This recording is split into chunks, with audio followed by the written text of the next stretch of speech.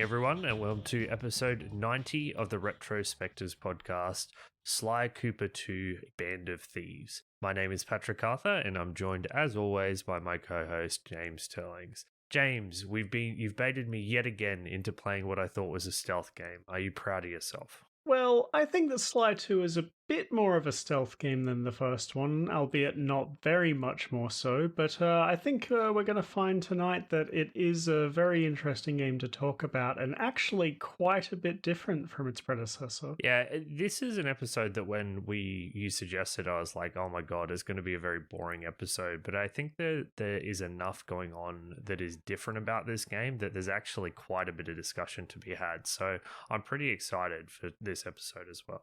Oh yeah, I'm super excited for this one. The game made a massive leap, coming into the sequel, and I think so much has changed and so much is different, and we kind of get our first peek into almost a Grand Theft Auto style mission structure, which we haven't covered on the show, and I'm quite excited to tackle that. Yeah, and I still haven't done a GTA game ever, so I'll be interested to hear your insights as to how it's comparable. But yeah, for those who haven't listened to us before, James and I make up the Retrospectives podcast.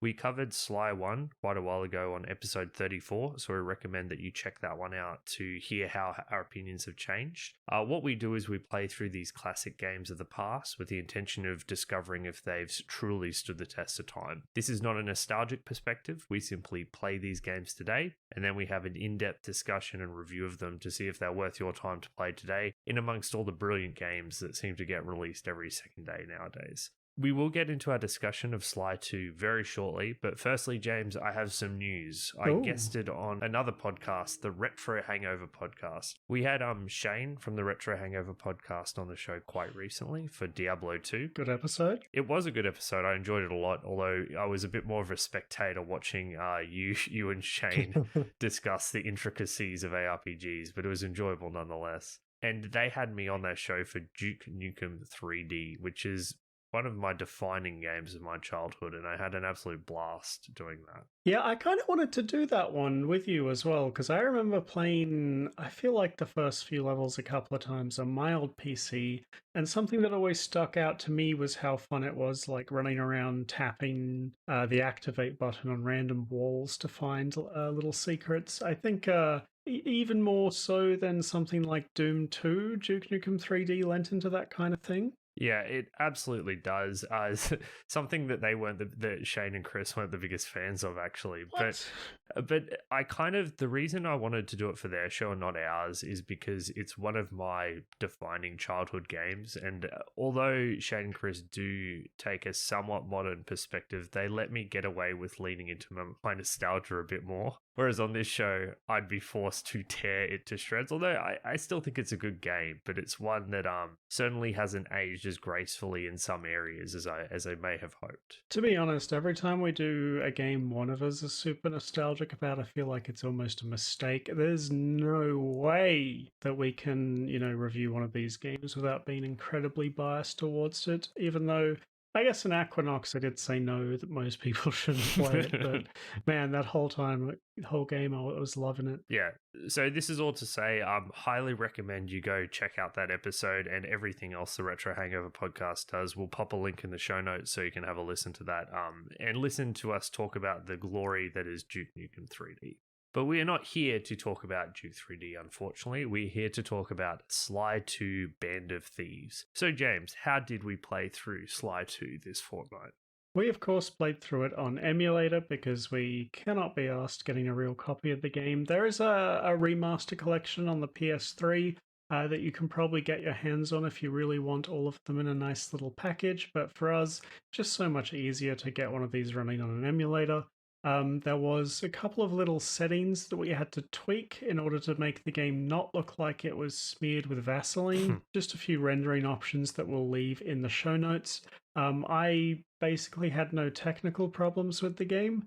One thing that stood out to me the moment I started playing was that the camera controls were horribly inverted, and there was no setting to just invert the camera controls, so I just bound one of my analog sticks in the opposite direction to fix that, and for the most part that worked great.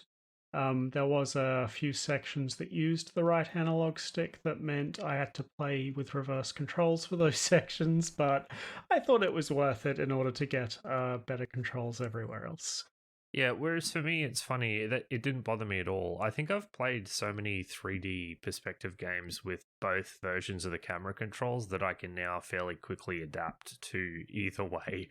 So it wasn't a problem for me at all. But yeah, had no technical issues on the emulator either, apart from those renderer settings that we changed to get it working. Yeah, I did see online about the place that there's this one place in the game in one of the ice levels that apparently crashes regularly. It's the one where you're sneaking about the bear cave. I did hear that a lot of people sometimes get crashes in that, but I didn't, and even then I was playing in an emulator, so it wouldn't have been too bad. But just be aware of that if you're looking to pick this one up. It makes me wonder if the save states were the part of it, because I was just using save states the entire time and yeah, had no Yep. issues at all. So I recommend using rolling save states. It's always the best way to do it. I had 9 save files. I've learned my lessons from my In lost other progress games. playing Yeah. other games before. Yeah, well, it happened in Police Oh Noughts. It no. was just the worst when I lost like an hour and a half's progress and just there's no way to speed run Police Noughts. But yeah, no issues, and I'm grateful for it. So it's just some basic info on Sly 2 before we get into the discussion. So it's a 3D platformer, and as we suggested, it is a stealth themed platformer, much in the same way that that Eternal Darkness is a Lovecraftian horror themed adventure game. It was first released in the year 2004 for PlayStation 2, and as the name suggests, it's the second in the Sly trilogy, following up the original Sly Cooper from 2002. It was developed by Sucker Punch Studios, which have been best known in recent times for that open world samurai game Ghost of Tsushima. I know that there are many people who are big fans of that game and think it's basically a better twist on the Assassin's Creed formula. You take control of Sly, Bentley, and Murray, the band of thieves in the title, as they try to hunt down all the missing pieces of Clockwork, who was your murderous nemesis from the previous game. At the end of the first game, Clockwork was destroyed and all the bits and pieces of him were scattered. But each piece has been taken by a criminal in a gang called the Claw Gang, and it's up for you and your pals to pull off a series of heists to get them away from those criminals and to safety. So I think that the first thing we'll talk about is the structure of this game, because this is the first of many ways in which the game radically departs from what Sly Cooper 1 did. So Sly Cooper 1 did have hub worlds, and it had a hub world and it had missions off the edge of the hub world, but they were more akin to, say, the world in Diddy Kong Racing. The world that was hosting all of the missions was tiny. It was just a tiny, tiny little area, and the missions, you could move between them in 10 seconds flat. Yeah, I would describe it as like basically being a Crash Bandicoot clone. It felt very much like that. You had these 3D platforming sections where you were mostly walking forwards, you had these very large enemies that kind of died in one attack instantly. And mostly served as being like roadblocks rather than actual video game enemies. Whereas Sly 2, I think, becomes a much different kind of platformer, right? Yeah, so I guess the first big thing that differentiates it are these hub worlds. So the game takes place over 8 episodes, and each episode has a big open hub world associated with it. So this isn't a continuous game world. It's not a true open world like your Grand Theft Autos or your Assassin's Creeds or Ghost of Tsushima. It's more that you have large open hub worlds, something more akin to... Can you think of another example of a game that does something similar to this, James? Banjo-Kazooie was probably the only other game where we did something like this, but it's not quite the same because Sly 2 kind of takes like a mission structure. I'd say the levels are a little bigger than the levels in Banjo-Kazooie, but you have like a base of operations in each act or episode, which you go to where you can change which character you play as, and then as you're doing each level, there are kind of like markers scattered around the level, which serve as the starting point to missions. It kind of follows the same structure in every level, right? Like you get to the hub world, and the reason you're here is because the villain has one of the clockwork parts and you want it. So you do a bit of scouting, you take some photos, you figure out what the villain's doing with the clockwork parts, why they're doing it. And then Bentley kind of comes up with a plan of how you're going to get this part. He basically outlines, a heist essentially, right? Like a big thieving heist. And then he says, all right, in order to do this crazy plan, we're going to need to do this, this, and this. And all of those dot points end up being missions that take place either in the open hub world or within buildings in it, which kind of are like instanced areas. Yeah, so the missions come in generally, as James said, you do the recon area, you get a set of 3 missions. When you complete them, you do a further set of 3 missions, and then you have the big heist at the end. And every level in the game, except maybe the last one, which is a bit different, follow that exact structure where you're doing about 7 to 8 missions per episode. The missions themselves take place in a combination of those instant areas, but a lot of them utilize the open world as well, because the open world is a significant gameplay space. It's not just as James said, like a crash hub world where it's just there to move between areas. It fulfills a gameplay aesthetic story function as well. Yeah, lots of the missions, like, it's very obvious that the big hubs were designed with the missions in mind. The missions very often take place in the open world using, like, the geography of the level and, buildings and locations around it and the enemies. In a way that's a bit different to a lot of other games that would do something like this. I think a lot of other games kind of would restrict you to certain parts of the level when missions take place, and if you walk out of the bounds it ends the mission. But in Sly 2 you generally can just walk around the entire level during a mission without much in the way of consequence. Although there's also not exactly much reason to do anything other than the mission that you're given. There are some bonus loot that you can collect to take back to your safe house. You're not allowed to collect it when you're on a mission, and you can't ever do 2 missions at once. When you've embarked on a mission, you are on that mission until you have completed it or decided to leave it. This isn't like a game like Thief, where you have a big open map, you've got multiple objectives, and you can kind of do them in whichever order you choose. It is still instanced in the sense that those missions are to be, you start them and finish them, and then you return to the open world. Yeah, and one thing important to note is that these missions aren't strictly platforming missions either, like in the first game. In the first game, you effectively did a series of platforming missions. In Sly 2, you do platforming, but there's also a whole heap of mini games and all sorts of alternate gameplay styles that take place in the world. It's a lot more similar to something like Grand Theft Auto or Jack and Daxter 2, where the missions are quite varied and you'll be doing a whole bunch of different things, often mixing gameplay styles together in order to fulfill your objectives, and in many cases doing completely unique gameplay that you're never going to see again. So Sly 1 did do this as well. Sly 1 had like the racing missions, it had some turret missions and stuff, but I would say like 70 to 80% of your time in Sly 1 was spent doing pure platforming missions. Here, it's not quite reversed, but it's closer to maybe 30% platforming and then 70% other stuff. Yeah, basically, I'd agree with that, yeah. So James and I were like, we need to explain how this game works before we start talking about it. But I think it's time that we start talking about what we think of this, James. So James, it seems like the best place to start is, instead of getting into the gameplay aspect of this, let's talk a little bit about the aesthetic appeal and structure of the open world, how it affects the storytelling, how it affects the atmosphere, how it affects the immersion. Did you enjoy the open world structure from this perspective? Yeah, I think the open world approach actually ends up benefiting the game a lot. I think that this could have been done very poorly, but there's been a lot of thought and care to put into the design of the levels, and they've put a heap of effort into maybe not the writing, but at least the narrative framing of everything you're doing in the game.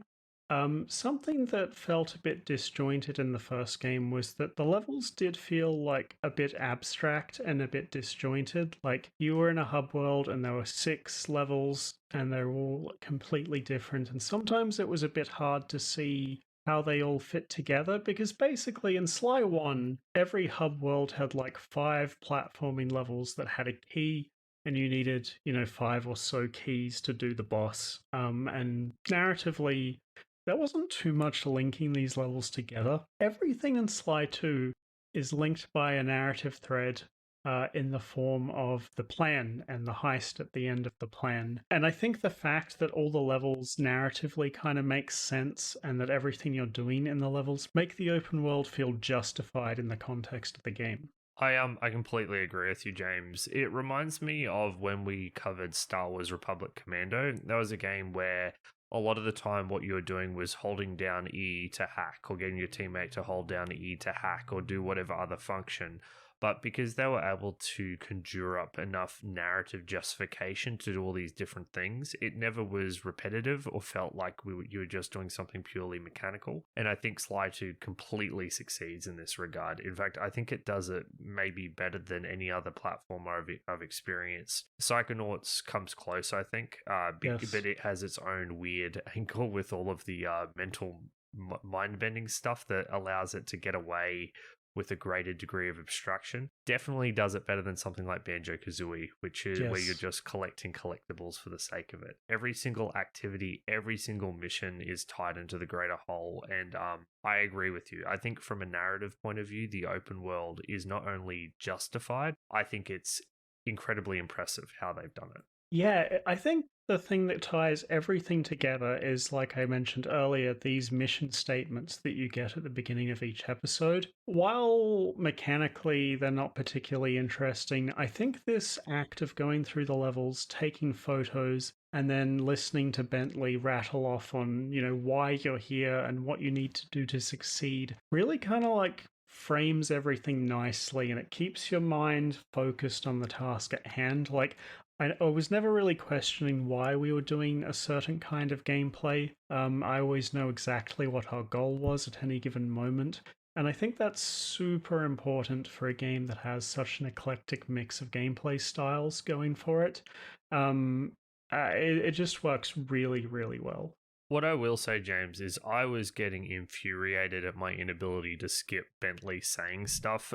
Playing through this game, it wasn't even that Bentley specifically irritated me as a character. It's that he takes so long to say everything. And every time he says it, Sly, whoever's on the mission, re-says it back to him. Yep. I actually felt that this was a little bit overdone. Like, I get the need to frame and explain what you're doing, but particularly when you're playing like these missions in a row, so you know what each mission is, having to sit there for a minute and a half while they explain it all over again was really annoying. And I just wish if there wasn't an option to skip the cutscene, if I could just have it playing as audio as I started the mission, that would have been so much better than having to sit there and sit through all this shit about what I already knew.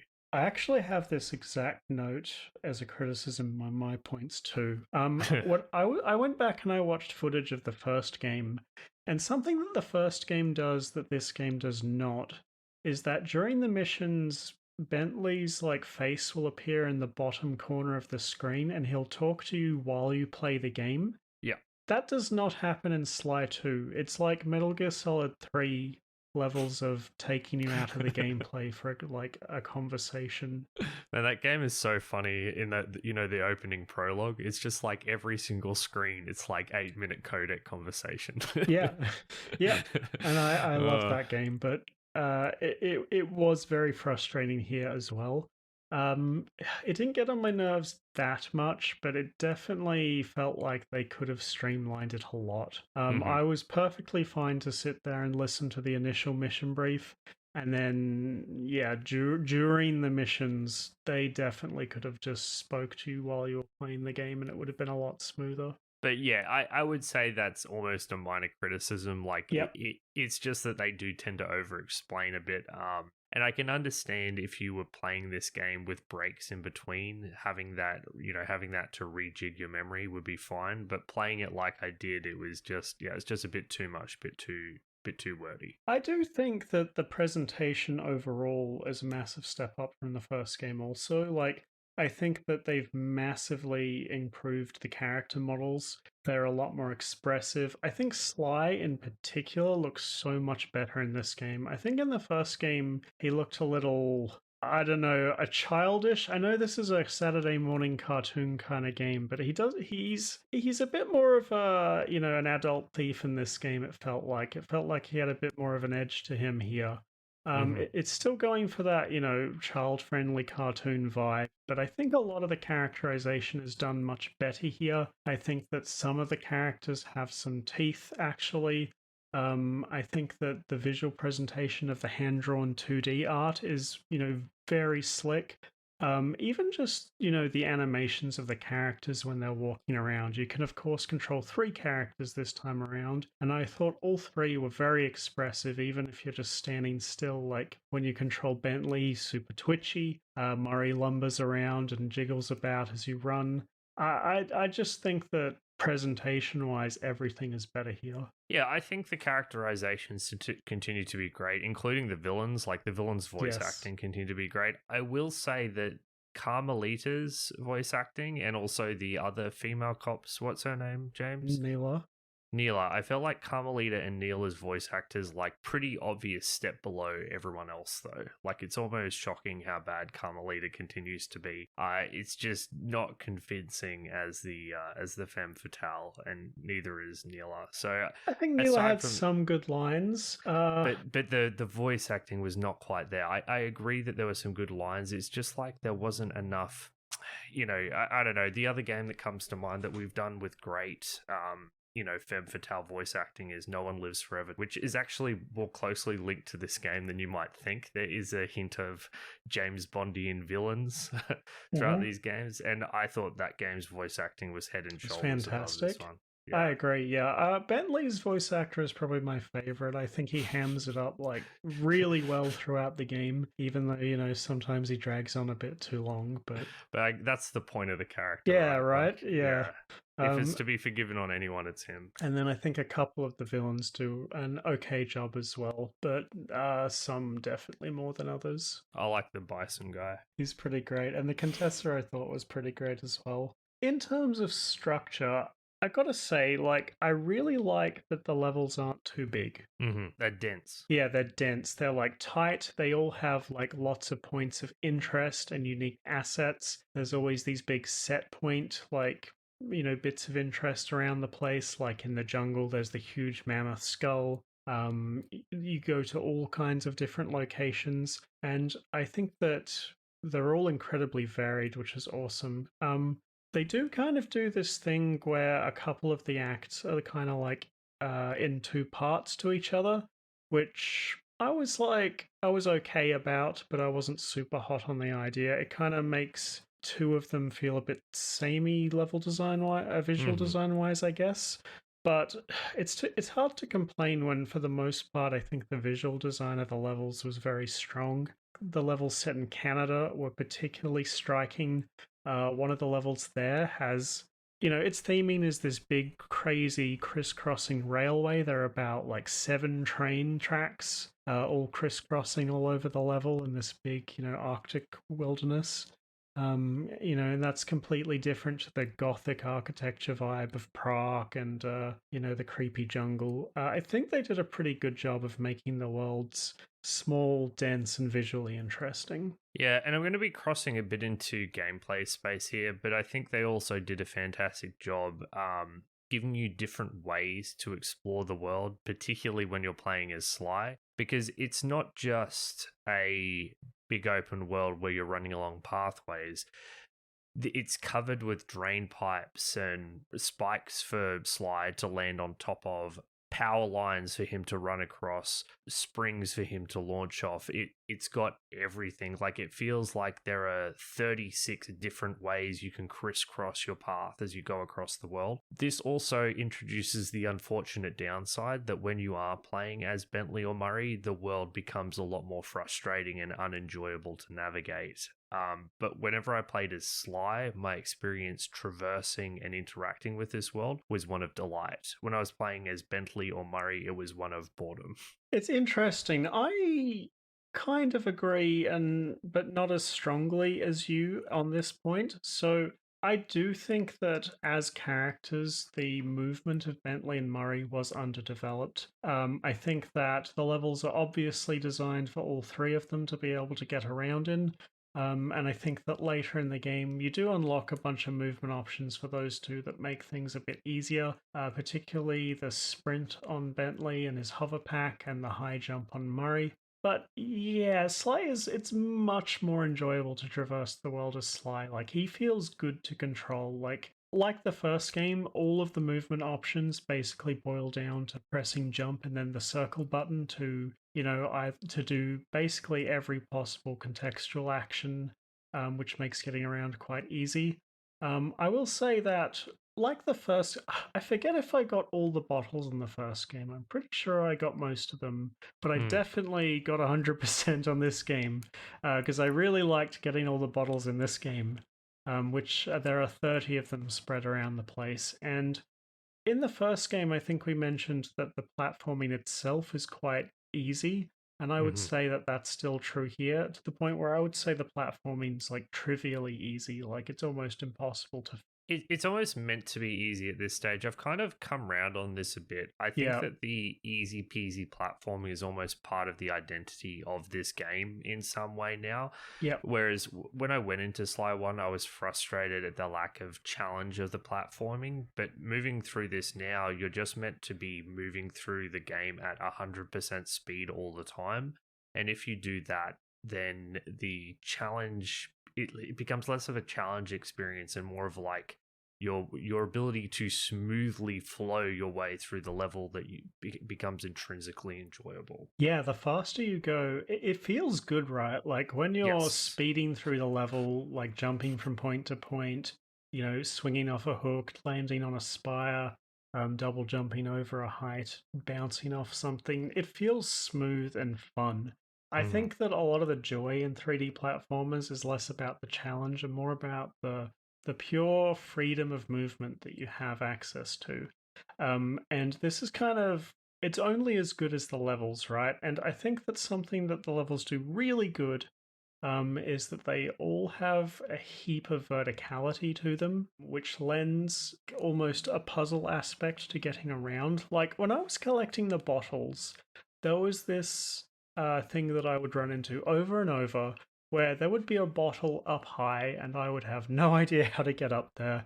And I would need to spend a minute like following a path from the top of the level round this like mountain. I was like, how do I get up there? Oh, there's a spring there. How do I get to the spring? And then tracing that back. And then like after a minute or two of tracing backwards, then I would do the platforming to get up there. And that's kind of fun, I found. And to link back to what you were saying about Murray and Bentley, because I found that process of almost the puzzle aspect of how to get to places with Sly and the bottles quite fun. I kind of found the same enjoyment with the limited movement options that Murray and Bentley had, because what tended to happen with me is that I would do a lot of the missions as Sly to begin with, and then all of the level design and the paths to get everywhere I would take for granted because I would just jump over everything. And then suddenly, I'd play as Bentley and I'd be like, how the fuck do I get to this part of the level that was so easy to get to as Sly? And then that kind of brought back the puzzling aspect. But there was definitely times where it was more frustrating than fun. Yeah, I just didn't really get anything out of it. Like, you just walk along the pathways that the guards are patrolling in the direction you need to go and you eventually get up there. But what was before, like, a thing where you're having fun platforming your way up to a location, you're instead like just walking along the paths, either punching them as Murray or trank darting them as Bentley, or neither if you were, sneaky enough. So I got nothing out of them, and I really didn't enjoy moving around the world with them, and it makes me wonder why it was even necessary to have that be the case. If moving around the world is more fun as Sly, you should have always been moving around the world as Sly. Yeah, I have to admit they could have done a much better job in this aspect. They could have each had their own kind of movement abilities, right? They could have been fun in their own right.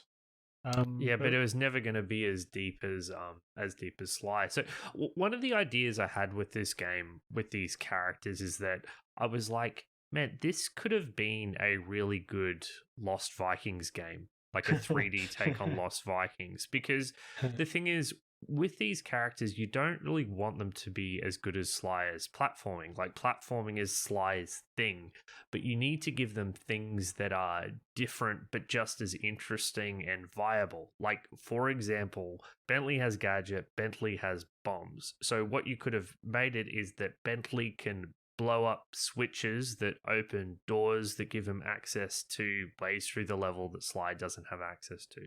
Likewise, Murray can throw things. So maybe he can, throw objects to, I don't know, activate switches out of reach, which drop ramps. I'm just spitballing here, but they could have done stuff with the level design to accentuate these characters. Even better, they could have done a thing where you could swap between characters and their different strengths and weaknesses could play off one another. But instead, we just got Sly good at platforming, other characters not good at platforming. And while they can do one or two things, those one or two things are a fraction as interesting as the things Sly can do.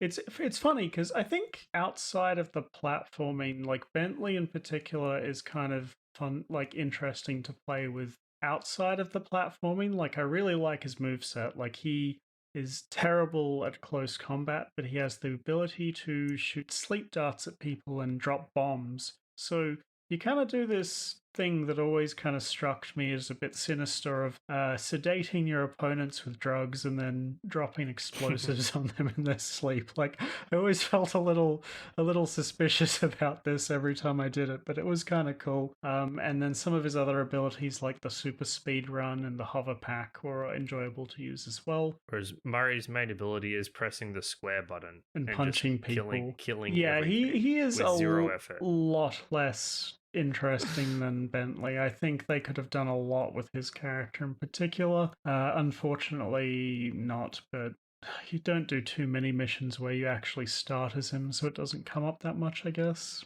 All right, James, we've been talking about this open world as narrative for a while. I think we can both agree that we both liked it quite a bit. I want to get into this open world structure as a gameplay space in greater detail. But before we do, let's cut to a music break because we've been, as I said, going for a while. So, James, what did you think of the music? I actually quite like it. I think it's very understated in a lot of ways, but there are some really good themes, particularly the main theme that they've introduced, which I think works its way into most other tracks in the soundtrack to some degree. The main theme, of course, being that song you hear on the level select screen. I think each area had a very good, distinct feel to it that was mostly carried by the music. There's not a heap of in your face bombastic tracks, but there are definitely some that stand out in my mind a lot more than others. And even the really understated ones, I think, do a really good job of setting the atmosphere and tone. There were some tracks like this in the first game, but I think most of the tracks in Sly 2 do a great job of setting the atmosphere of each level, which to me is filled to the brim with personality. Shout out to the gothic, creepy levels in Canada in particular, which kind of gave me, flashbacks to Whispering Rocks and Psychonauts a little bit. Yeah, I can see that. Yeah, on the whole, I really liked it. Stuff like, all the jazzy stuff in Paris was fantastic. So I think Paris and every single track from Paris absolutely slaps. I think that first hub world is the highlight of the soundtrack by far. One thing that I did notice, though, is that in the first game, it felt very much like the soundtrack in a lot of cases was formed around Sly. So you were going to different locations, and the swamp definitely stands out as an area where the area defined the audio. But I still think that much of it was more based around Sly as a character and Sly as a thief. For example, there was a lot of use of bass and xylophones to emphasize the fact that you were a sneaky, thievy raccoon sneaking around the place. Here, it felt like they were creating the soundtracks to fit the world. And that means that they were better at setting a sense of place.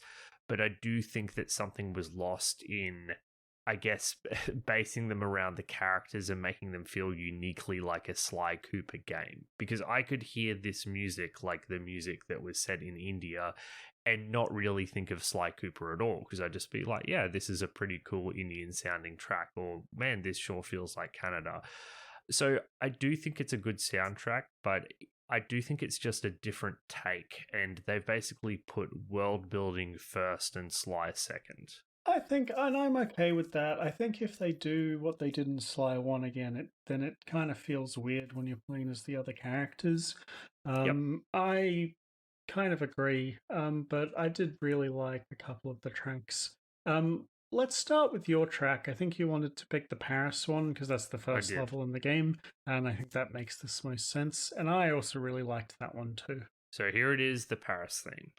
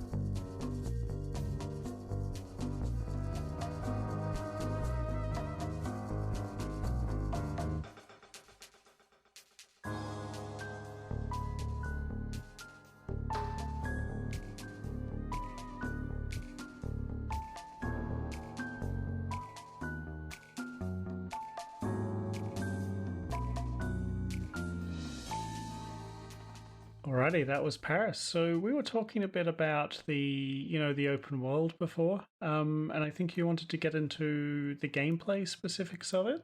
Yeah, so before we get into I think the first thing we need to talk about is the clue bottles, because I want to talk about this world as a gameplay space, and I think that if you engage with the clue bottles, the world as a gameplay space, fundamentally, like moving through the world, is a much more interesting one than if you don't.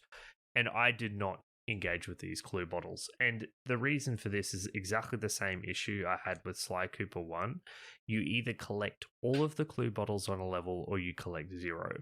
And I was not interested in collecting all of the clue bottles on a level. The way I approach collectibles in gaming is that I want to do it for a while.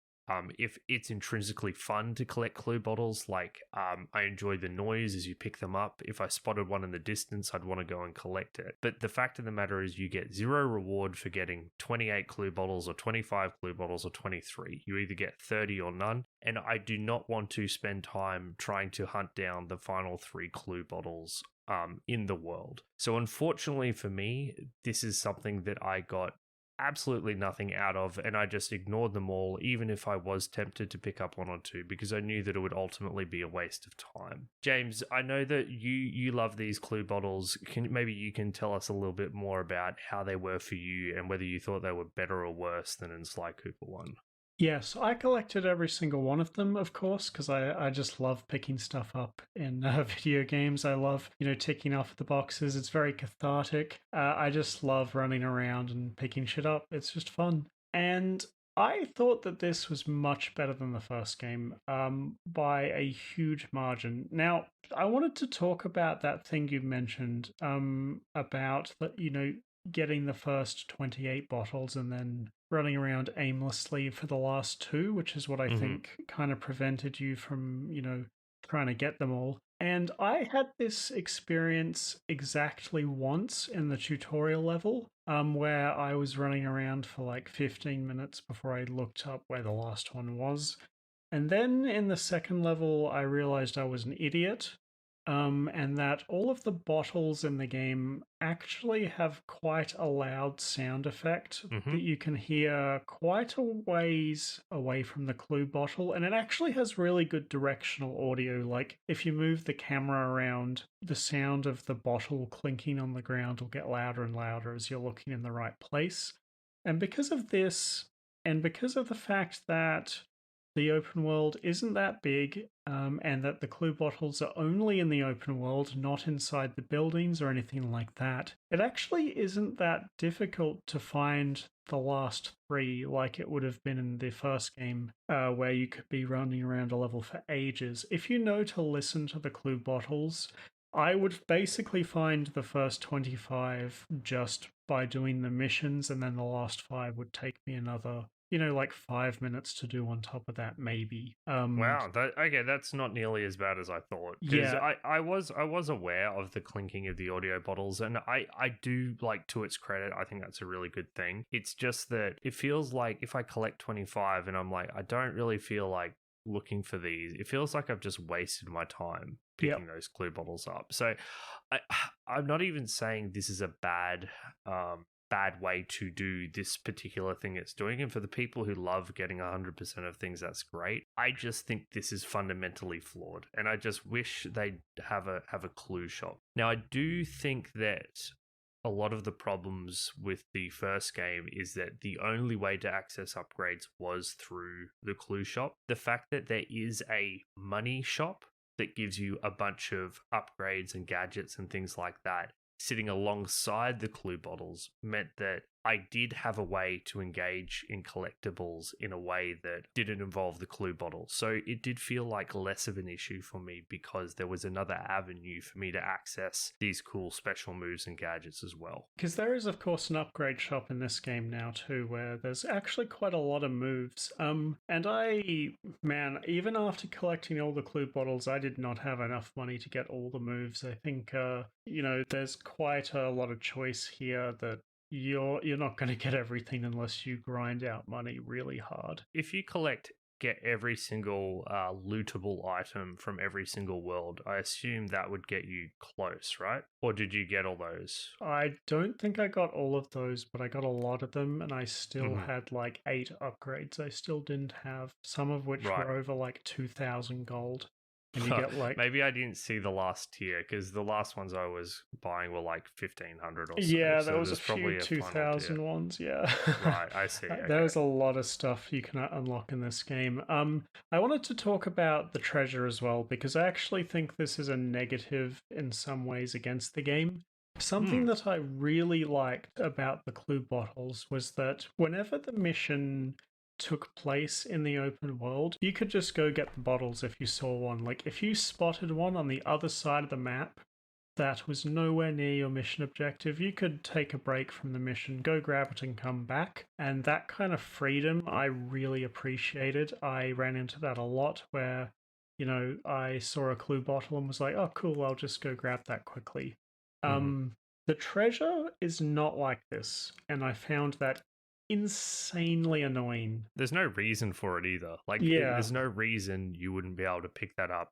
The way the loot works is when you pick up the loot, you have to take it back to the safe house without getting hit, sometimes on a timer.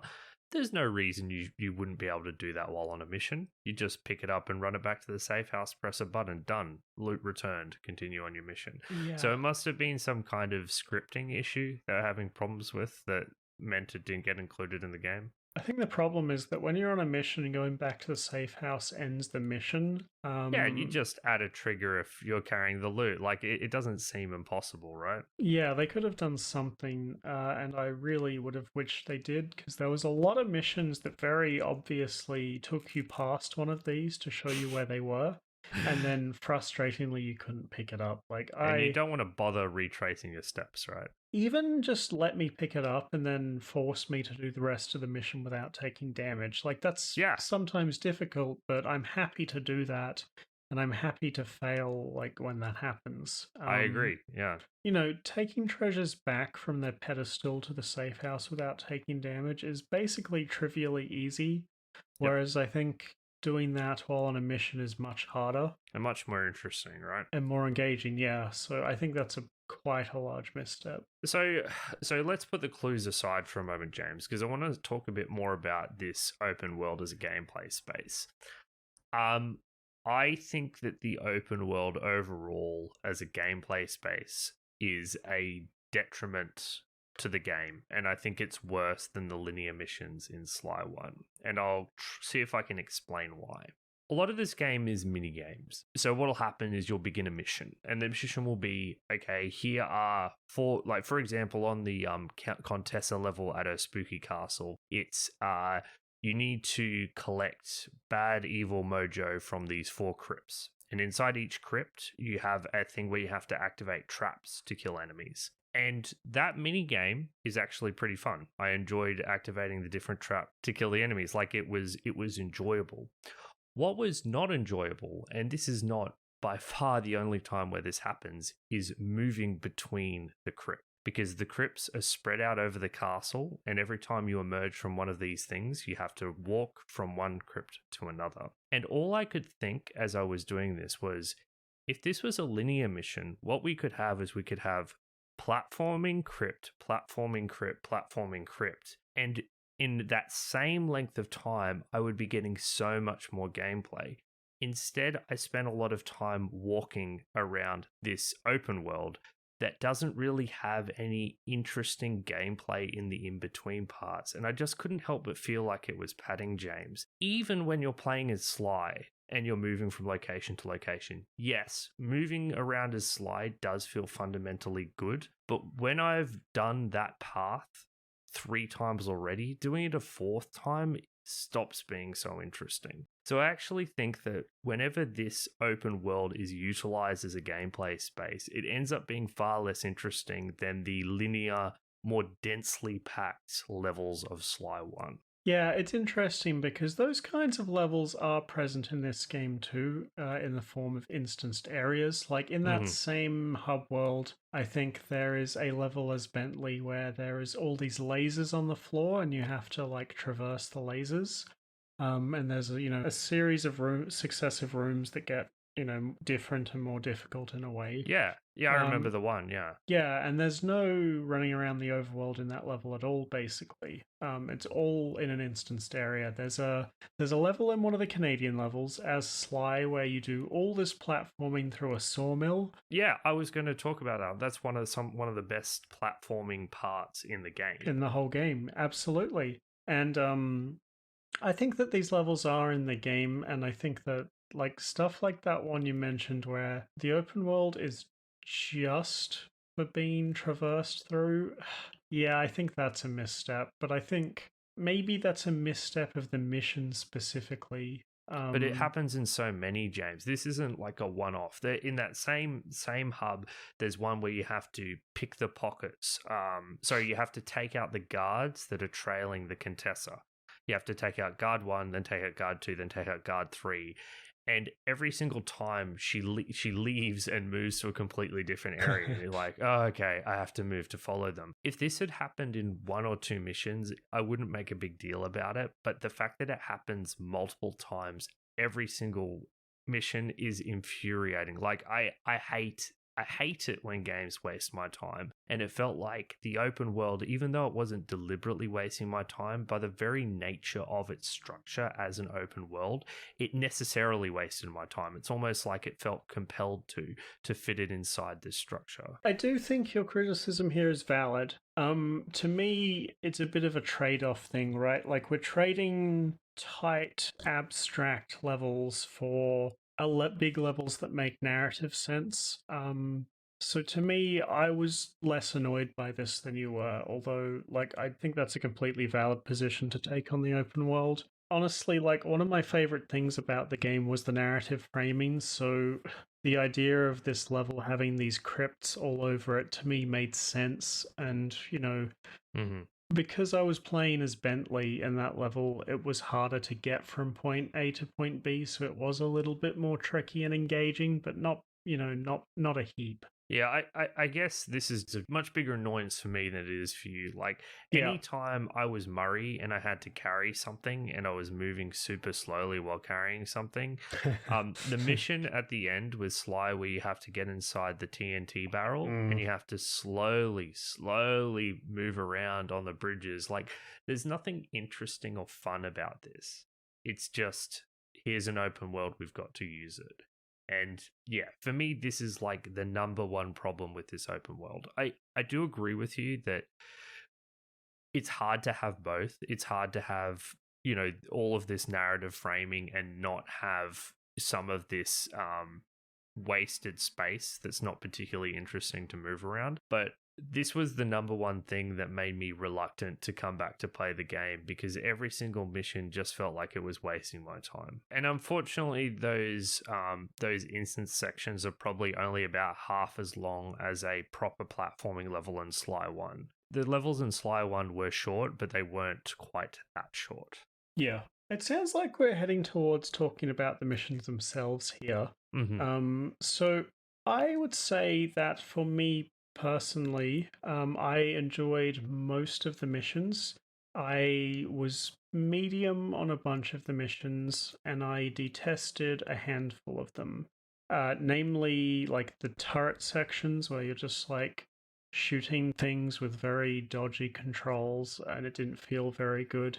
Every single time a pickpocketing mission came up, I rolled my eyes into the back of my head. So many of them. There were like 12. There's so many, and they're all like pickpocket 6 guards or something crazy. It's like this is so repetitive. But for the most part, those aside, I do think that this game had a surprising amount of variety in it. Like they constantly were throwing new ideas at you, even though there was a bit of repetition here and there. And in its defense, it usually put a twist in the repetition. Like almost always, there was at least one minor twist. So it wasn't just and it was more of a twist than Elden Ring's dragon fights, where it's like, yeah, this one breathes frost, so it's a different dragon fight.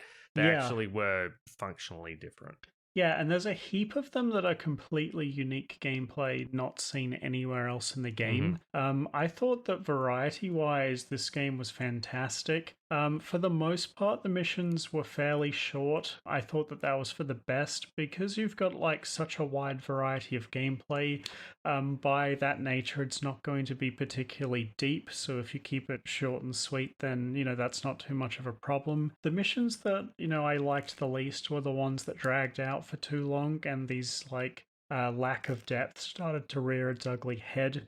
Pickpocketing and the turret sequences where every enemy felt like it had way too much health were the big ones for me. And then there was this one on the bridge in Prague where you had to hide on the bridge and ambush enemies that I thought that went for like 3 times as long as it needed to. But for the most part, I'm mostly positive on all this. Yeah, so I'm actually mostly negative on these. I would say I liked some. There were a lot of like mediocre ones where didn't feel too strongly, and there were quite a few bad ones as well. There were some I definitely enjoyed, like don't get me wrong. And I think that there's a couple of things going on here. The first thing, which is quite interesting, is that in our Sly 1 episode, I said I actually liked the mini games as a way to break up the platforming, but I think part of that was the fact that the game was primarily platforming and the mini games were just that. They were on the side mini games that were there to break up the platforming. Here, the mini games make up a larger percentage of the gameplay than the platforming does, it feels like. I would say that I hated all of the hacking mini games, James. I don't know if you like those at all, but I found them to be a tedious, repetitive, time-wasting exercise as opposed to anything that was challenging my skill. And I would say that the turret sections were functionally the same, where it was just an endurance test where if you just endlessly shot down missiles and did bits of damage here and there, and eventually the enemy would die. The pickpocketing missions, as you said, and on the whole, there were a lot where I was just like kind of whatever about, where I wasn't having a great time, because all these mini games are fundamentally very shallow, right? Like none of them have any real depth to them. which is, technically fine as a minigame, but it means that it doesn't inspire much excitement or engagement most of the time. I would say something that I noticed like playing this game was that even in a lot of the mini games where they weren't mechanically super interesting, there was kind of like this enjoyment I was getting from the narrative framing of them, like the way the characters were talking during the missions, the idea of what was going on. Stuff like the Lumberjack games where you participate in a series of like competitions against the boss. I actually loved all of the Lumberjack game stuff, by the way. It was actually more challenging than pretty much anything else in the game as well. I agree with that. But I think a large part of my enjoyment from that section was from the narrative framing a lot of it, like rigging the judges and like messing with the character. Like a lot of that fun comes from the story aspect rather than what you're doing mechanically, right? And I think that a lot of the missions had that for me, at least. So I completely agree that a lot of these have a lack of depth, but I do think there is like a charm and character and personality behind a lot of these that they ended up being fun on the whole for me. Yeah, I completely agree with what you're saying, James. Like, I don't want to diminish the narrative strength of these mini games and, how it ties into the grander heist. And I have to say that the final heist you do once you've got everything planned, even though it's mechanically simple, it was satisfying seeing the plan come together and all the different elements, come together to a narrative whole. I have to say though, James, like, I'm generally a gameplay guy first and foremost, and playing this game, I couldn't help but feel disappointed. When they finished Sly 1, they didn't look at the gameplay mechanics and think, how can we make a more engaging, deep gameplay experience? It's like, oh, we've got these different characters, maybe we can swap between them, or how can we make the platforming more interesting for the player? They instead decided to widen the experience. They're like, we're going to have this minigame, this minigame, this minigame. You're going to control these 3 different characters that do slightly different things, but none of them are as interesting as Sly,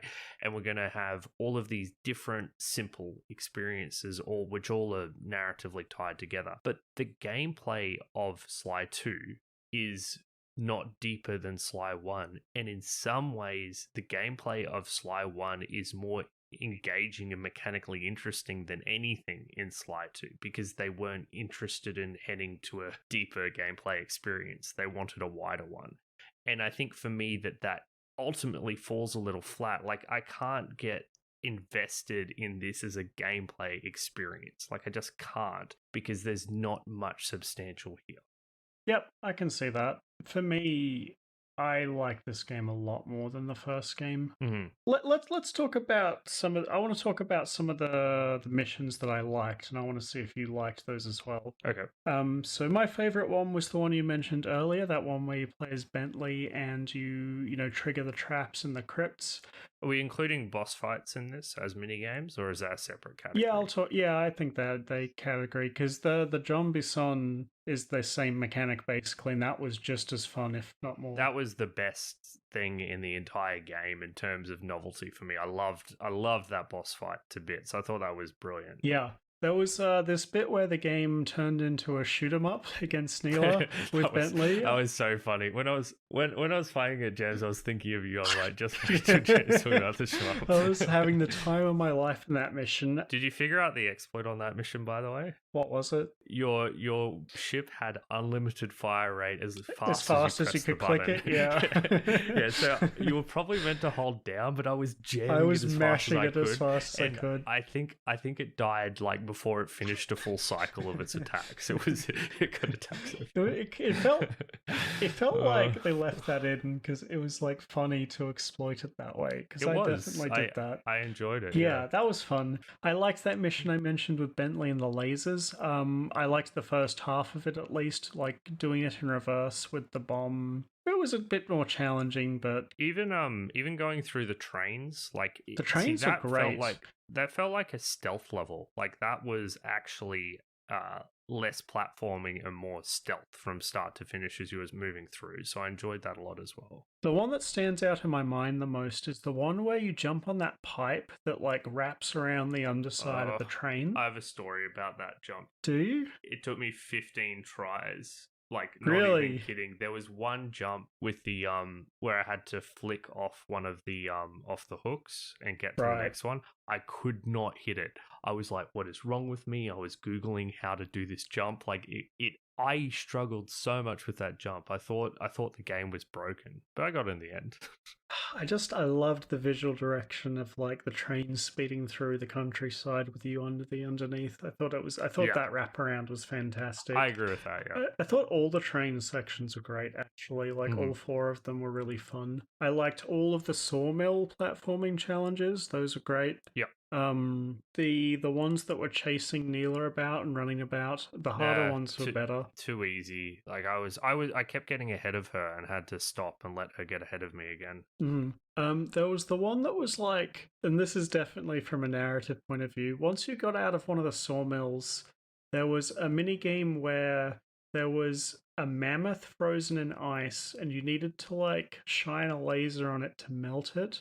And you needed to run around the entire level, like bouncing this laser about the place. And, you know, mechanically it's walk to point and press a button, but like the theming of bouncing the laser all over the level was really funny to me. You know, I also got stuck on that for a long time because what you have to do is you have to like run to the edge of the icicle to make it break to redirect the laser.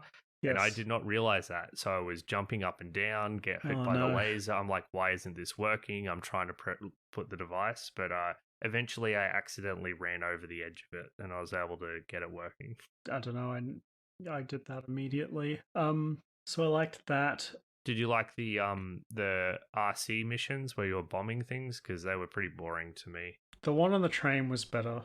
Yeah, there were a lot of missions just where you had to interact with an object in the open world, and they all sucked. Like, they just universally sucked. The only one that I enjoyed was when you had to set off the alarm to make the code appear on one of the Contessa levels, and you had to platform up to a high point within a limited time limit to get a view of in order to get the proper view of it. Yeah. So that felt like it was like, oh, this is interesting. I'm kind of like need to do this quickly, and I need to figure out a path and figure out my routing. One of my favorite missions was the one where you have the literal bug and you have to move it to the office. It's hard, right? Well, what I really liked about it was I thought it was one of the instances where they used the open world really well, because I had to figure out my routing because there were these baths all over the place that were kind of like safe spots that would stop this bug creating an alarm.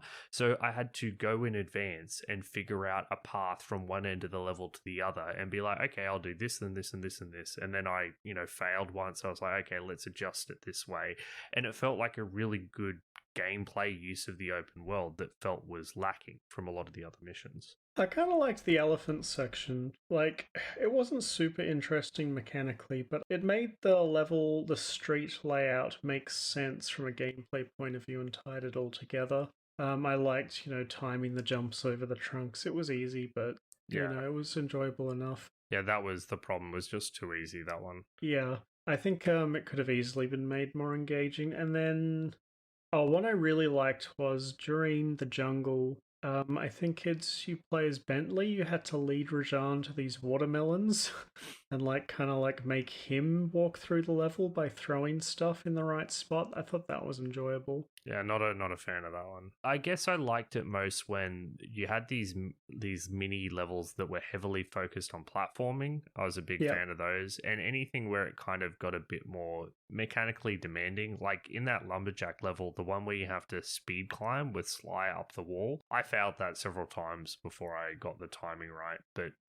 that might just be my incompetence with those hooks. One that I don't think you would have cared for, but for me was kind of engaging, not because of the gameplay, but because of the way I was playing the game. So, you know how I said to fix the camera, I inverted my right analog stick? Yeah, is this the tank control? Yeah.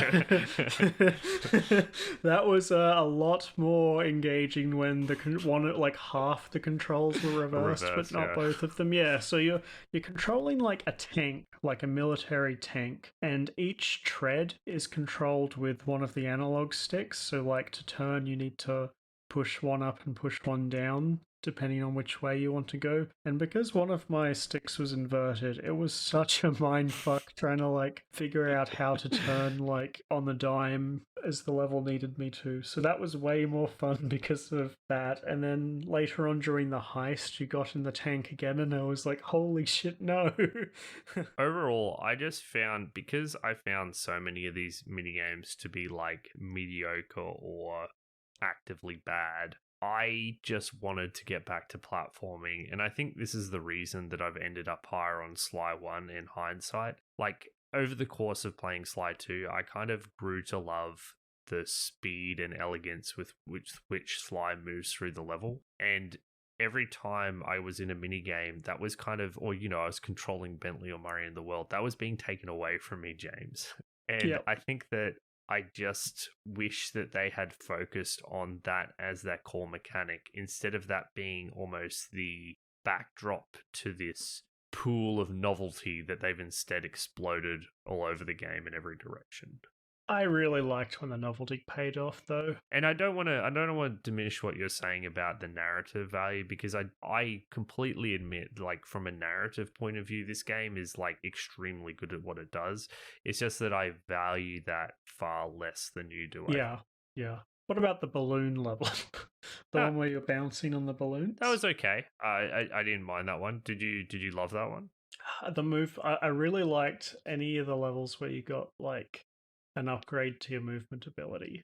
Like bouncing around on the balloons was fun. That level right at the end where you get that jump pack, jump. Yeah. And you just get the freedom to move about that crazy level with like absolute ease. Oh, so good. It was a good level for it as well. I actually, when I first got into that final level, I was a little down on the design because it didn't seem super interesting. I thought it was just a bunch of pathways. And then as I played through it a bit more, I'm like, oh, this level's actually fucking cool. Like, it is cool. Like the way it all intertwines. Yeah, it's actually extremely well designed. I thought in general, like you said, the world's really well designed. I thought that lumberjack level that you mentioned, level 7, was probably the weakest in terms of interesting vertical design. Yeah, it has the least verticality, and I kind of agree with that. I think that visually that level is quite good though, still with all the trains. So also the mini games, or the actual gameplay portion of that, was probably some of the strongest, some of the best. Yeah, I agree. So I was happy to take the hit to the verticality for the upsides. It was just one of the acts, so I was okay with that, I think. In general, I think verticality is something that makes games really enjoyable. There's a lot of platformers that I think could benefit from it more. And like as I was playing this game, I had this weird nostalgic feeling while I was playing Sly 2 of World of Warcraft, of all games. Like Sly's 2 level design reminded me strongly of WoW's, right? Because all of the zones are very self-contained, very strongly themed around a particular idea, like a graveyard area or, an ice area with a particular twist on it. And the levels are very big and vertical, and there's a lot of movement around, and there's basically like a quest hub where you do a bunch of different theme parky quests in the big, vertical level. And I kept thinking of that as I was going through each of the Sly 2 levels. Actually, that's a good point. MMO quest design is a fair analogy for I guess the depth of a lot of these mini games that you're doing, which is maybe explains why I wasn't too crash hot on them. Obviously, Sly's platforming is like the fundamental platforming is head and shoulders above anything in an MMO. But yeah, some of the mini games are about the same level of complexity as that. Yeah, it was very, very nostalgic. Although I gotta say, I think Sly 2 does it better than basically any of those games. I will also say that for all of its like childishness and cartoonishness, this kind of game is a rarity in today's world. The equivalent of this game nowadays is Horizon Zero Dawn, Assassin's Creed, Ghost of Tsushima. Those are the kinds of games that deliver this, kind of like narrative adventure platforming experience, don't they? 2. Well, Psychonauts 2 is you're right. That is the same kind of thing. But how many games are there like Psychonauts 2, James? Like really that Not get a lot released anymore. every year. Yeah. So I do think that if we're asking in terms of like, is this an experience that is, valuable that you might not be able to experience today very easily? I think the answer is yes. Like, I think this kind of school of game design has kind of been forgotten in some ways. I agree with that, yeah. So I think we should go to another music break, and then I want to talk a bit about the story. We've spoken a bit about the narrative framing. I do want to talk a bit about the plot with some spoilers and that kind of thing. I don't think it's like an out of this world kind of thing, but I do think there are some cool bits regarding it. And then we can talk a bit more about, I guess, the progression of the story and the structure, which I thought was kind of interesting. So let's go to a music break. I'm going to pick the music from the first Canadian level, which I thought was fantastic. I really liked this theme. It brought back memories of Whispering Rock from Psychonauts 1, which I adored to bits. I think the atmosphere in these levels was impeccable, some of the best in the whole game. So this is Sly 2's Canada theme.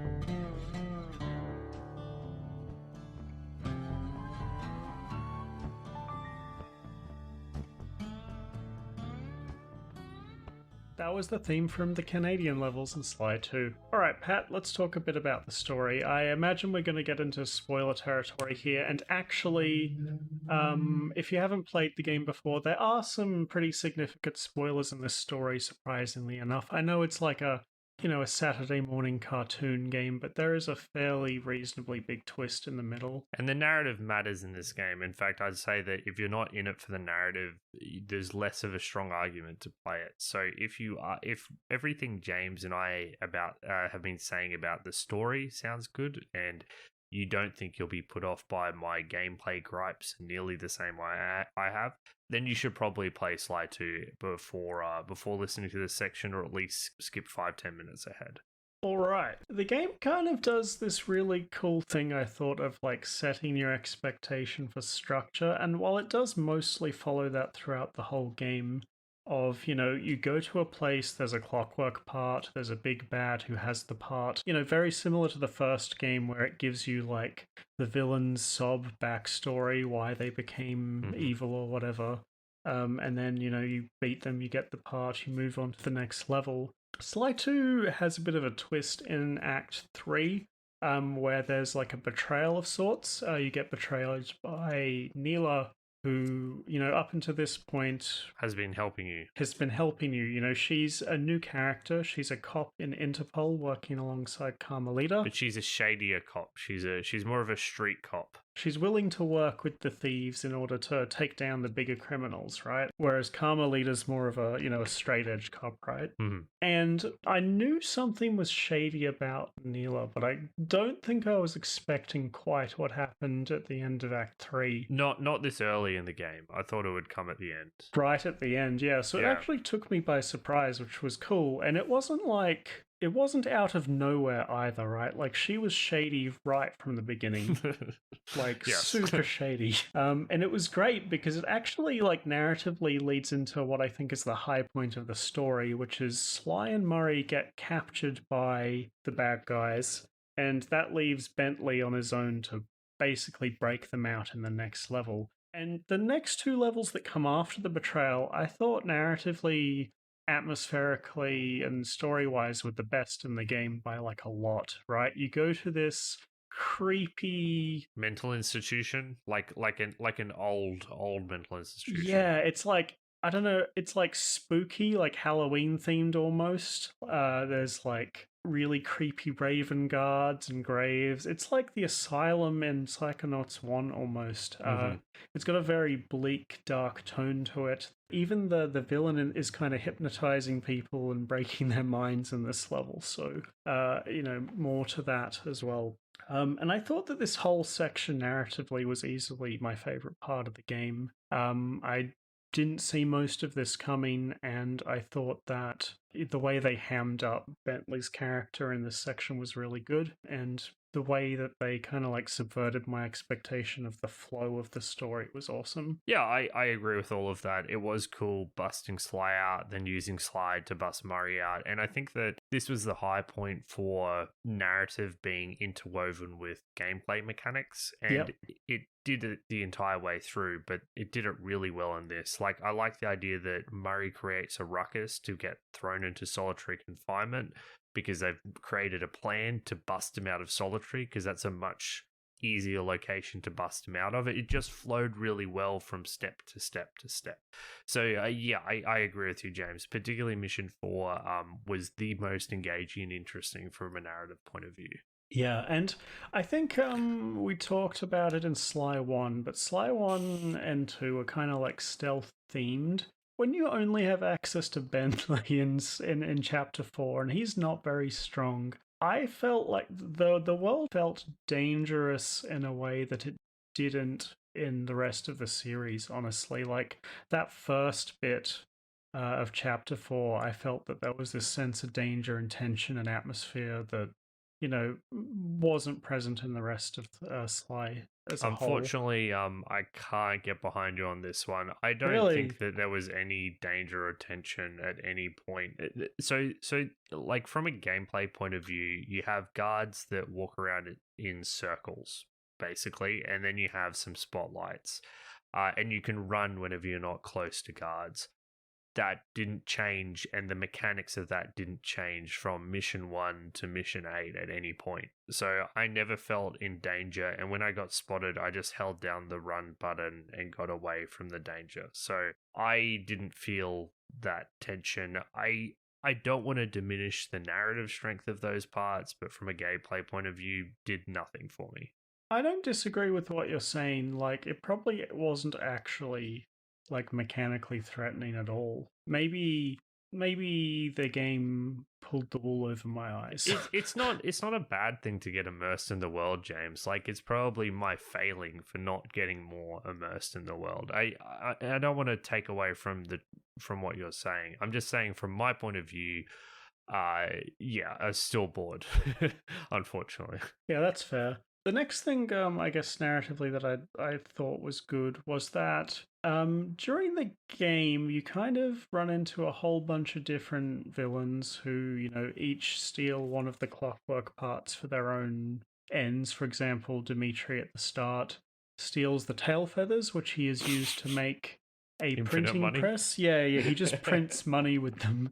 It's like, why didn't I think of that? Genius.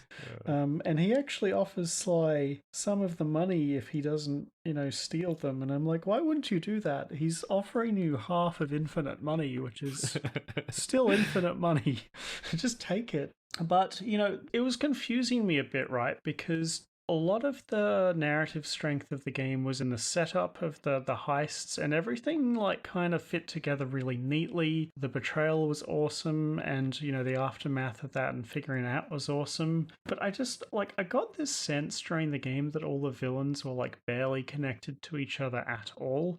And then right at the end, the leader of the organization, gives you a bit of exposition, and actually, it did actually all fit together logically. And I thought that the way that all came together made a lot of sense, and I was like, oh, yeah, actually, that does make more sense now. Whereas before that, everything kind of, felt a bit disparate. I will say I was rolling my eyes waiting for the inevitable someone raids all of the clockwork parts from Sly and the gang, because I'm like, they're collecting all the clockwork parts in one location. I wonder what's going to happen. So that was the most obvious thing that could have possibly happened in the history of video games. What I didn't expect is that Neela would be the one piloting the clockwork bird and not the parrot who dreamed of flying, because that seemed so obvious.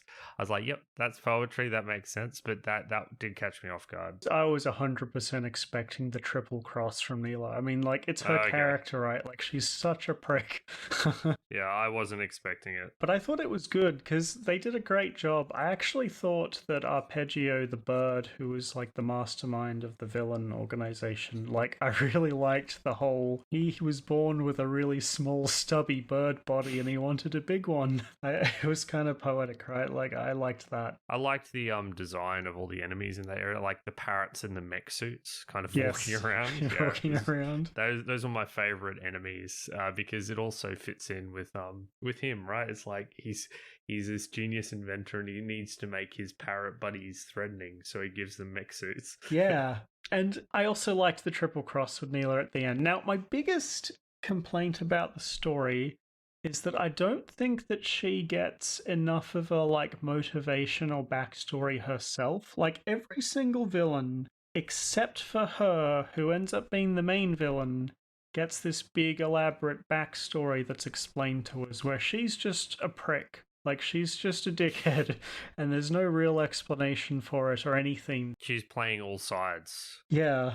I kind of would have liked to have her have a backstory that was kind of like an antithesis of Sly's, because I think the idea is that she's meant to be just as devious as Sly in some ways, but she's dedicated her life to being, Revolver Ocelot instead of Snake. But I liked her as a villain though. Man, her voice acting was not good though. That was the one thing holding me back from really loving her. I was just it just felt weak. Yeah, but I think with a lot of games aimed at a younger audience, there's kind of this the villains are kind of ridiculous, whereas I feel like Neela is just underhanded and to the point, right? Everything she did was I don't know how to word what I'm trying to say. I agree. She's no Revolver Ocelot, but then again, who is? Yeah. You told me you listened back to episode 1 and said I was high on the story of Sly 1, but actually, when you told me that, I was like, really? I don't remember anything about the story. Well, we only played it a year ago. I think you liked the villains, as you suggested, and I think that one of the things you told me you really liked was the group of friends coming together and the chemistry between them and everything, because it's a nostalgic thing for you. But it's a structure that I'm not particularly fond of, as you well know. I think they did both of those things way better here. I agree with that, yeah. It's more, and part of that is the fact that you get to control these characters. So you get, Murray with his superhero persona. It is a simple shtick, but it's one that's consistent from the beginning to the end. And he likes being there for his friends. Bentley as the genius mastermind with a very dry sense of humor. It all works really well. The jokes didn't land all the time, but some of Bentley's lines got me so good. Like, particularly after Sly and Murray get captured, and he's like, while they were of inferior intellect, those two were often of sociological interest too. Like, some of them are like so great. Like, it wasn't Psychonauts 1 levels of funny. But what is? And I think, yeah, but what is, right? But it did bring me amusement throughout the game. There was one final thing I wanted to mention. There was actually some weirdly like dark parts of the story, maybe. Maybe it's not fair to say that Sly 2 did this, but do you remember at the end of the story how Bentley gets crushed by clockwork right at the end? Oh yeah, Bentley, and then Murray opens the mouth. So in the third game, Bentley's actually a paraplegic because of that. What? Yeah, like he's paralyzed permanently from the What? waist down for the rest of the series Okay. because of that. Yeah, like isn't that like weirdly dark for a children's game? Yeah, that there'd be like consequences. Consequences, yeah, and I kind of part of me likes Jesus. that, and that was like, for example, on the third level where Rajan is peddling quote unquote spices, right? Like that's just an analogy for a drug trade. Yeah. Dressed up for, you know, a younger audience. But there's stuff like that that like I appreciated. That maybe would have flown over my head if I played this when I was 12. I do also find it interesting how you just kill enemies. Like you just straight Yeah. up murder them, right? Like and I think that because the world and setting feels more real, that hit harder than it does in a game like Banjo-Kazooie. Like in Banjo-Kazooie, it can be like, yeah, it's just Banjo-Kazooie, I'm just playing a game. But because the world feels more real, the consequences of murdering these lackeys felt more real as well. Yeah, that's what I was mentioning before about how it felt a bit off to like drug people to sleep and then like blow them up. There was this one moment that I laughed so hard was in the sawmill shed. You do this thing where you go in there as Murray and you need to like play an RC car battle with one of the moose people. And to do that, you need to get a moose head like off the wall and put it on.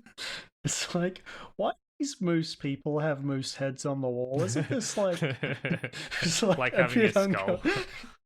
Yeah, it's like a bit of, and it wasn't like, I don't know, it was just the same model as the dudes just on the wall. You know, I didn't even think of that, but yes, that is a bit disturbing now you say it, yeah. Yeah. And like I said, I feel like a reason this probably feels more impactful is because of how good the world building is. Like these feel like, you know, not real as in our world real, but the world is brought to life in such a way that, you know, it feels like these are people, you know, in this world. Yeah, like all the characters who are in the levels are there for a reason. They're, you know, conducting a spice trade or what have you.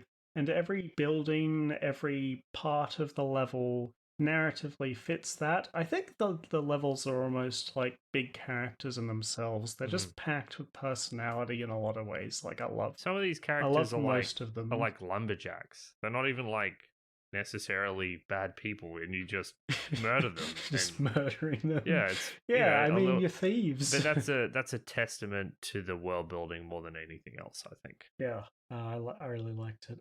There was okay. I have one note that I saw in. We're getting close to wrapping up. I just had one stray point that I really wanted to bring up. In the first game, one of the things that we really liked was this mini game that was like a rhythm game that ended up being the exact same musical mini game that we saw in Base Channel 5, right? Like they make it's just a game of memorization and timing. And one of the things that both of us, you know, mentioned would be nice for both Sly 1's minigame and in Space Channel 5 is that we felt the game would be better if there was something to show you the beat that you could use to time your button inputs. Sly 2 does that actually. It introduces a way to show you how to press the button on the beat, and it was so boring. it made what was my favorite part of the first game into a boring mini game because it was too easy. I was like, I was wrong. My opinion in those other episodes was wrong. It shouldn't have any visual indication. They could have made the minigame harder though. Like, because it's actually 2 minigames. You have like the practice to get the real one for the heist. And when I did the first minigame, I was like, well, that was extremely easy, but it's just teaching me the minigame. And then I'm going to get to the challenge for the real one, and it was exactly the same difficulty, and I'm like, what a jet. In general, the boss fights of this game were so much easier than Sly 1. Like, the boss fights in Sly 1 were genuinely challenging. Like, I remember the one with the dog with the machine gun, as you said, the alligator Space Channel 5 boss fight, like, failed them several times. Apart from the death trap one against Bison, which I failed several times by dropping logs on my own head, I beat all these bosses first or second try. I died to Dimitri once, I think. Yeah. I was too aggressive and wasn't like I was impatient basically, Yeah, and not I waiting died for to him Dimitri to shoot. once as well, because it takes a while to sound out like what the game actually wants you to do. But once you understand that you can hit once and then fall back infinitely, then it's, loses all interest. The Contessa boss battle was a complete disappointment. That was Yeah, garbage. Like, I was like, we've been building up to this for 2 entire levels, and this is what you give me? when phase two's cutscene started and she's like, I'll control your mind. I was getting ready to be like sucked into the Psychonauts world of Exactly. weird platforming, and then it was just this mediocre attack that literally never hit me. Exactly.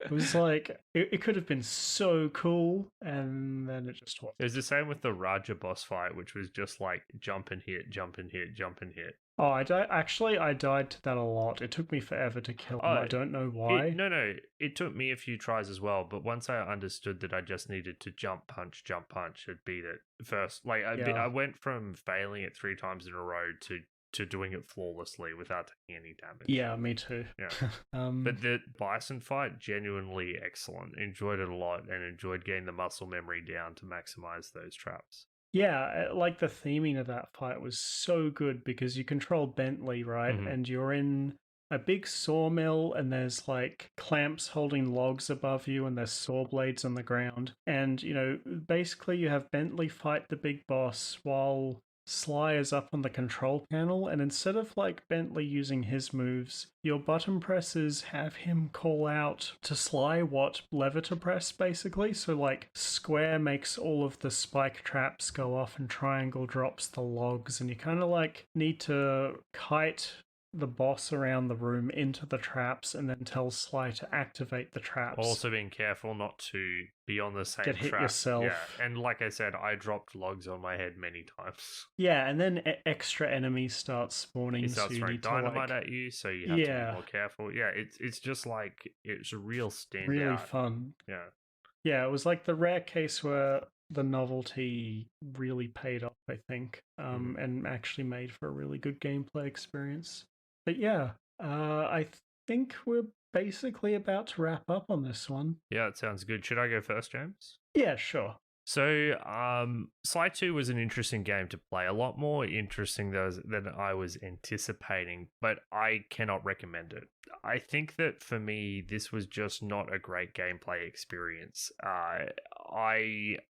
I have come round a lot on the platforming aspects of Sly, and I think that if they had focused more on expanding the platforming aspects or had dived deeper in making it a 3-character Lost Vikings game, I'd be a lot higher on it. Instead, they went wide and they decided to create a much deeper narrative, more atmospheric, more immersive experience with lots of novelty with its mini games. For me, that doesn't add up to a fun experience that's worth playing for 15 hours. But unlike many other games that we've played, I can definitely see the appeal of this to other people. Like, a lot of time I'm befuddled as to why people could possibly enjoy games like this. The narrative here is so strong that it's easy for me to see why people love it as much as they do. So while Sly 2 is not for me, and I don't recommend it to anyone who enjoys games primarily for the gameplay, there is a lot to like here, and I think Sly 2 achieves what it was setting out to achieve remarkably well. It's just what it was trying to do is not really my cup of tea. On the other hand, I really, really enjoyed Sly 2. Everything Patrick said is true. They definitely went for a big, wide experience, but actually, to me, not too wide, because I think a lot of open world games struggle with this idea of having these big, boring open worlds that aren't filled with things to do.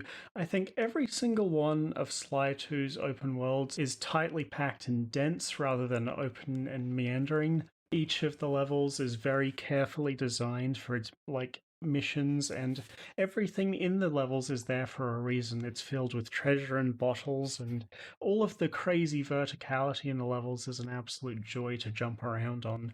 The game controls super smoothly and is just really fun to play when you're playing as Sly. Less so as the other two characters, but I can kind of forgive them because to me, those two create a more interesting navigation puzzle by their lack of, ability. On terms of the mini games and the mission structure of the series, I actually ended up enjoying the vast majority of these. There were some that I loved to bits, like the shoot 'em up sections, the trap sections, etc. Some of these, like the turret sections, are much worse than the rest. However, I think the sheer amount of variety, creativity on display more than makes up for that in my eyes. I think that every single mission in the entire game does at least something unique to it.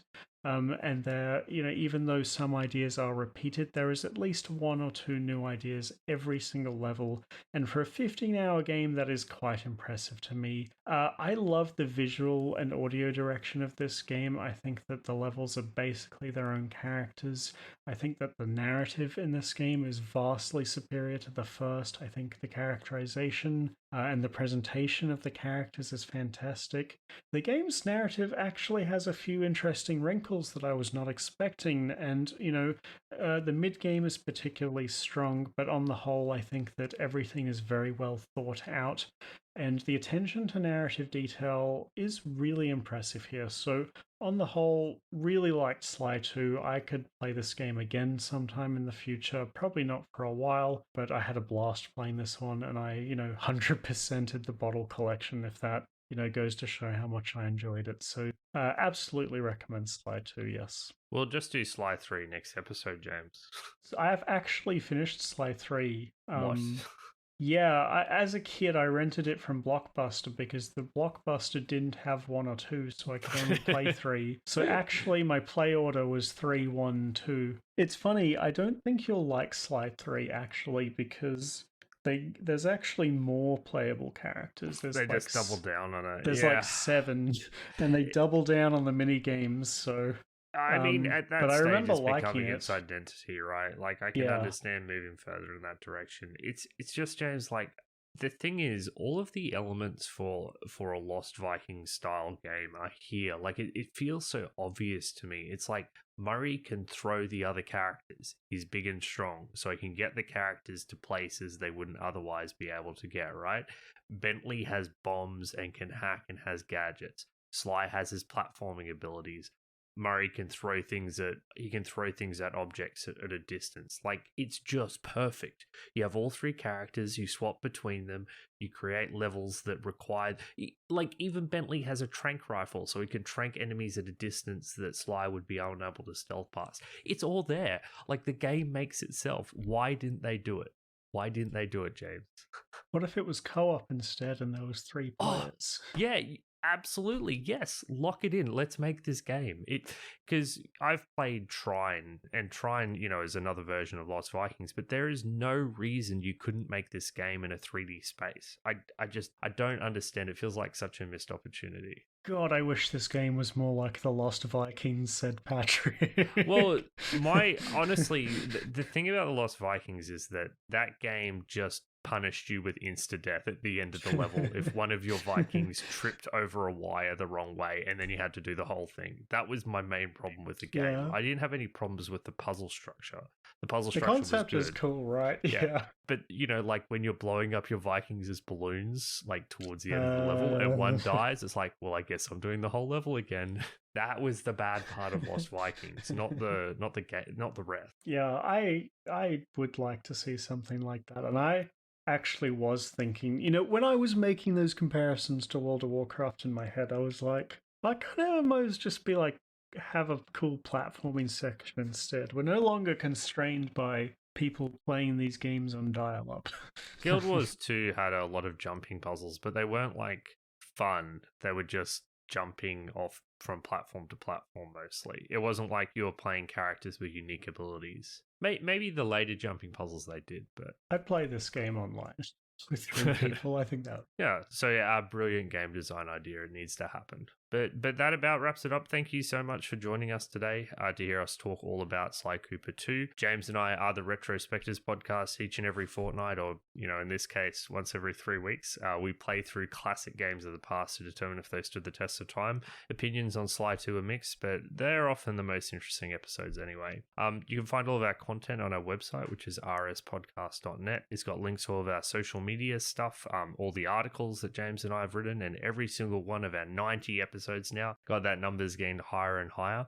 Most importantly, it's got a link to our Discord server, which we will also pop in the show notes. This is where we interact with people, where we discuss games, where we take show recommendations, and if you're enjoying the show, we'd love if you would drop by and say hello, or, you know, criticize our opinions. Either or is good. With that out of the way, it's time to talk about what we're doing for the next fortnight, and I'm kind of excited for this one. It's a game I've not played, but was recommended to me on Reddit, actually, after I posted how much I loved Star Fox 64, and it's a game for the Dreamcast called Rez. Have you heard of this game before, James? I've seen pictures of it, and I've seen games that use art styles like this before, but I've never actually played one myself. So it seems to be a weird blend of rhythm game with a rail shooter.